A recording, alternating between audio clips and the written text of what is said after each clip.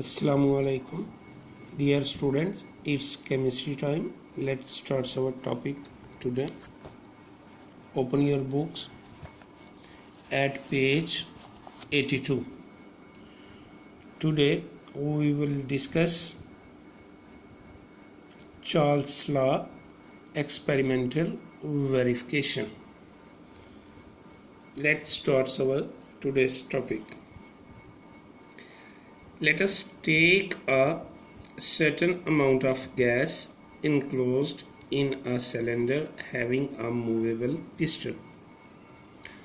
If the initial volume of a gas V1 is 50 cubic centimeter and the initial temperature T1 is 25 degrees Celsius, on heating the cylinder up to 100 degrees Celsius, the new volume V2 is about 62.5 cubic centimeter.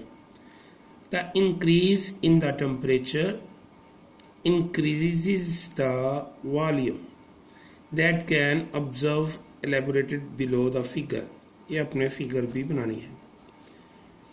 अब मैं इस चीज़ को, ये students, ये इतना लिखना आपने. अब हम इस चीज़ को थोड़ा सा एक्सप्लेन करते हैं. डियर स्टूडेंट्स, चार्ल्स लॉ हमें सिंपल चीज़ बताता है. Volume directly proportional to temperature at constant pressure.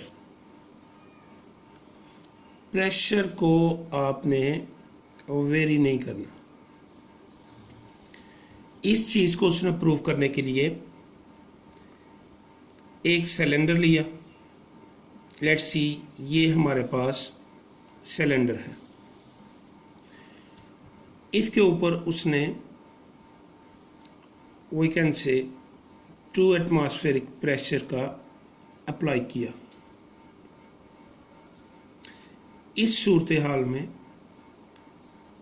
जो हमारे पास स्टेट्स हैं वो इस तरीके से हैं कि टेम्परेचर इस टाइम, जिसे हम T1 कह रहे हैं, 25 डिग्री सेल्सियस है और वॉल्यूम 50 क्यूबिक सेंटीमीटर है.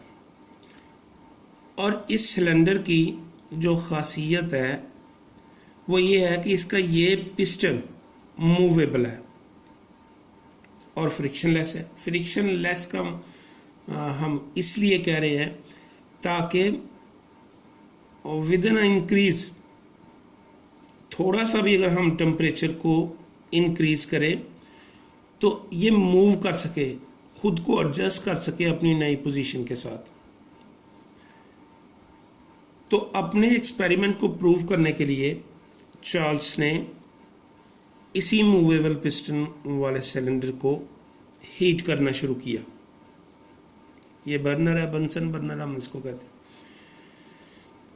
जब उसने इसको कॉन्स्टेंटली हीट करना शुरू किया तो ये पिस्टन अपवर्ड मूव करना शुरू हो गया.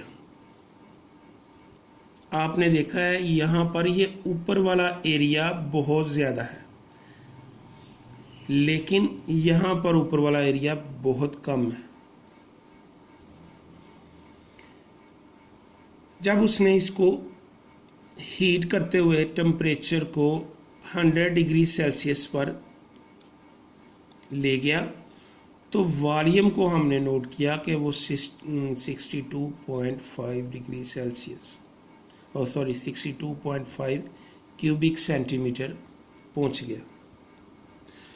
तो ये चीज़ उसके लॉ को वेरीफाई करती थी, क्योंकि वो भी यही कह रहा था कि volume directly proportional to temperature, कि अगर हम इनके प्रेशर को कांस्टेंट रखें तो जितना टेम्परेचर हम बढ़ाएंगे उतना ही वॉल्यूम भी इंक्रीज होता जाएगा. डियर स्टूडेंट्स, यही हमारा एक्सपेरिमेंटल वेरिफिकेशन का रिमेनिंग हिस्सा था. चार्ल्स लॉ जो आपने कल पढ़ा था उसके साथ ही आपने हेडिंग दे के एक्सपेरिमेंटल वेरिफिकेशन आपने ये लिखना है और इसको लर्न भी करना है। उम्मीद है आपने इसे अच्छे तरीके से समझ लिया होगा। अस्सलामु अलैकुम।